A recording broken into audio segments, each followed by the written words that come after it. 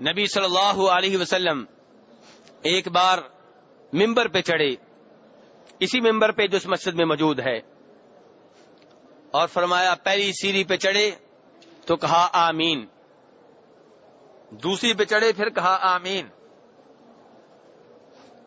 تیسری پہ چڑھے پھر کہا آمین۔ صحابہ اکرام نے پوچھا کہ اللہ کے رسول صلی اللہ علیہ وسلم، آپ نے آج وہ کام کیا ہے جو عموماً آپ نہیں کرتے، ہر سیڑھی پہ چڑھتے ہوئے آپ نے آمین کہا ہے، اس میں کیا حکمت ہے؟ تو آپ نے فرمایا کہ جبریل علیہ السلام میرے پاس آئے تھے اور آپ نے مجھے کہا کہ میں دعا کروں گا، اللہ کے رسول صلی اللہ علیہ وسلم آپ نے آمین کہنا ہے۔ تو جبریل دعا کرتے رہے، میں آمین کہتا رہا۔ میرے بھائیو غور سے سنیں، یہ کیا دعا تھی جسے کرنے والا فرشتوں کا سردار جبریل ہے علیہ السلام، اور جس کے اوپر آمین کہنے والے نبیوں کے سردار میرے اور آپ کے نبی جناب محمد صلی اللہ علیہ وسلم ہیں۔ جبریل علیہ السلام نے کہا کہ وہ آدمی ذلیل و رسوا ہو جس کے سامنے آپ کا نام لیا گیا اور اس نے آپ کے اوپر درود نہیں پڑا۔ میرے بھائیو یہ کمی ہم میں پائی جاتی ہے، یہاں بھی میں کتنی بار اللہ کے رسول کا نام لیتا ہوں صلی اللہ علیہ وسلم کا، اور بھائی صلی اللہ علیہ وسلم نہیں کہتے۔ تو جبریل علیہ السلام کیا کہہ رہے ہیں؟ وہ آدمی ذلیل و رسوا ہو جس کے سامنے آپ کا نام لیا گیا اور اس نے آپ کے اوپر درود نہیں پڑا۔ تو آپ نے کیا کہا؟ آمین، کہ اللہ اس دعا کو قبول فرمائے۔ پھر جناب جبریل علیہ السلام نے کہا وہ آدمی ذلیل و رسوا ہو جس نے بڑھاپے کی حالت میں اپنے ماں باپ کو پایا یا ان میں سے کسی ایک کو پایا اور ان کی خدمت کر کے ان کو راضی کر کے اپنے آپ کو جنت میں داخل نہ کروا سکا۔ میرے بھائیوں جن کے والدین موجود ہیں وہ سوچیں کہ کیا وہ والدین کی خدمت کا حق ادا کر رہے ہیں؟ کیا ان کا والدین کے ساتھ ایسا سلوک ہے کہ والدین کی طرف سے انہیں دعائیں ملیں؟ کیا وہ خدمت جو آج کل والدین کی جا رہی ہے یہ خدمت جنت میں داخل کر سکتی ہے؟ یا معاملہ اس کے برعکس ہے؟ میرے بھائیوں اگر معاملہ برعکس ہے تو اب بھی وقت موجود ہے، اب بھی ان سے تعلقات بنا لیں، اب بھی ان کو راضی کر لیں، اب بھی ان کی خدمت کر لیں، پہلے اس کے کہ یہ موقع ہاتھ سے نکل جائے۔ میرے بھائیوں والدین بہترین سبب ہیں جنت میں جانے کا، ان کی خدمت کریں، ان کو راضی کریں، ان کو فون کیا کریں، ان سے بات چیت کیا کریں، ان کو ٹائم دیا کریں، ان کو گفٹ دیا کریں، عید وغیرہ کے موقع پہ، خوشی کے موقع پہ ان سے ملا کریں، اپنی خوشی میں ان کو شریک کیا کریں، تاکہ ان کے منہ سے آپ کے لیے دعائیں نکلیں اور آپ ان کی وجہ سے جنت میں داخل ہو سکیں۔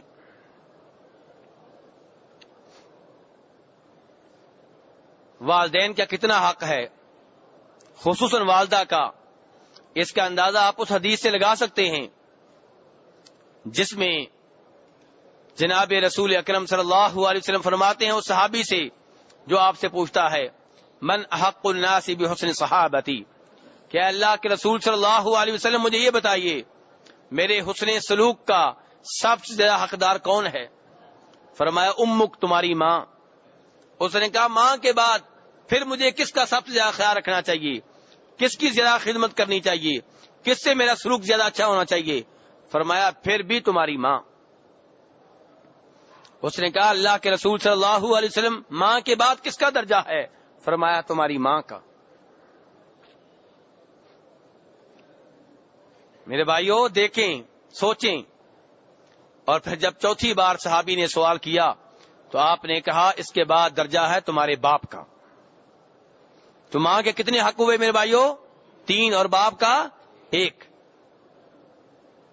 اور عبداللہ ابن عمر رضی اللہ عنہما کے سامنے ایک یمنی شخص تھا جس نے اپنے کندھوں کے اوپر اپنی ماں کو بٹھایا ہوا تھا، اسے بیت اللہ کا طواف کروا چکا تھا،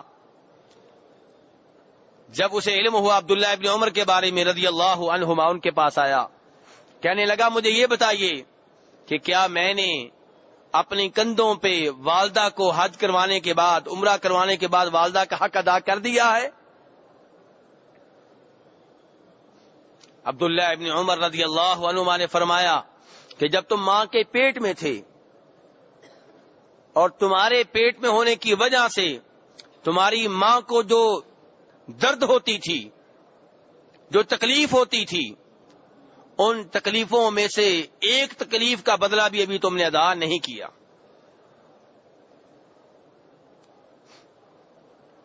میرے بھائیو اندازہ کر لیں، یہ اس آدمی نے بدلہ ادا نہیں کیا جس نے کندھوں کے اوپر اپنی والدہ کو حج کروایا ہے، جس نے کندھوں پہ اپنی والدہ کو عمرہ کروایا ہے، یمن سے آیا ہے، خدمت مسلسل کر رہا ہے، اور عبداللہ ابن عمر فرما رہے ہیں ابھی تو ایک درد کا بدلہ نہیں اترا، باقی دردیں کہاں جائیں گی؟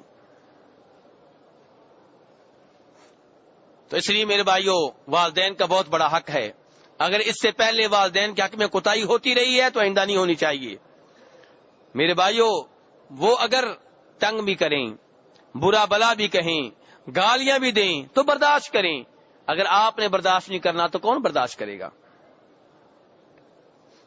اور میرے بھائیو اسی لیے تو اس حدیث میں کہا گیا ہے کہ جس نے اپنے والدین کو بڑھاپے کی حالت میں پایا، بڑھاپے کی حالت میں خدمت کرنا زیادہ مشکل ہے، جب والدین جوان ہوں تب ان کی خدمت کرنا کون سا مشکل ہے؟ بڑھاپے کی حالت میں جب ان کے اعضاء کمزور ہو چکے ہوتے ہیں اور ان میں چڑچڑاپن پیدا ہو جاتا ہے، بات بات میں غصہ ان کو آتا ہے، ان حالات میں ان کی خدمت کر کے جنت حاصل کرنا یہ بڑا کام ہے۔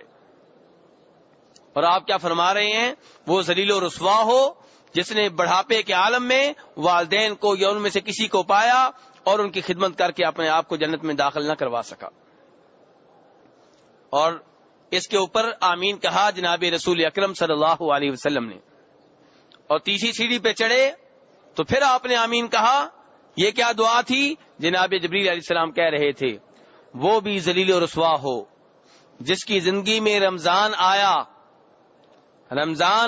اور چلا گیا اور وہ کچھ حاصل نہ کر سکا، رمضان آیا اور وہ اللہ تبارک و تعالیٰ سے اپنے گناہوں کی مغفرت اور بخشش کا سرٹیفکیٹ حاصل نہ کر سکا، فرمایا وہ بھی ذلیل و رسوا ہو۔ آپ نے کہا آمین۔ تو میرے بھائیو مغرب کے بعد سے رمضان شروع ہو رہا ہے، اس بات کا عزم کر لیں کہ ہم نے اس رمضان میں اللہ تبارک و تعالیٰ سے اپنے گناہوں کی بخشش کا سرٹیفکیٹ حاصل کر کے رہنا ہے، اور یہ اللہ کی توفیق کے بعد نیک اعمال کی بدولت ہوگا، روزے رکھنے سے ہوگا، رات کا قیام کرنے سے ہوگا، قرآن پاک کی تلاوت سے ہوگا، غیبت، چغلیوں، جھوٹ، فراڈ سے بچنے کی شکل میں ہوگا۔ اگر روزہ رکھنے کے باوجود گناہ کرتے رہے، غیبتیں کرتے رہے، جھوٹ بولتے رہے، رشوت لیتے رہے، رشوت دیتے رہے، لوگوں کے اوپر ظلم کرتے رہے، گانے سنتے رہے، شیطان کی بات مانتے رہے، تو میرے بھائیوں پھر اس روزوں کا کوئی فائدہ نہیں ہے۔ یہ وہ روزہ ہے پھر جس روزے سے روزے دار کو بھوک اور پیاس کے سوا کچھ نہیں ملتا۔ کتنے ایسے روزے دار ہیں جن کو روزوں سے بھوک اور پیاس کے سوا کچھ اور نہیں ملتا۔ میرے بھائیو ہم نے ان میں سے نہیں بننا۔ روزہ ہو زبان کا، روزہ ہو کان کا، روزہ ہو ناک کا، روزہ ہو ہاتھوں کا، روزہ ہو پاؤں کا، اور میرے بھائی ہمارا ہر عضو کام کرے تو شریعت کے مطابق، اور ہر اس کام سے دور رہے جس کی طرف جانا حرام ہے، تب روزے اللہ تبارک و تعالیٰ کے ہاں قابل قبول ہوں گے۔ تو میرے بھائیو یہ روزے جو ہیں یہ فرض ہیں، اور پہلی امتوں کے اوپر بھی فرض تھے، جیسا کہ اللہ تبارک و تعالیٰ نے اس آیت میں فرمایا ہے جو میں نے آپ کے سامنے تلاوت کی ہے۔ یا ایھا الذین آمنوا کتب علیکم الصیام، اے ایمان والو روزے تمہارے اوپر فرض ہیں۔ اگر کوئی آدمی روزوں کو فرض نہیں مانتا میرے بھائیو دائرہ اسلام سے خارج ہے، وہ مسلمان نہیں ہے۔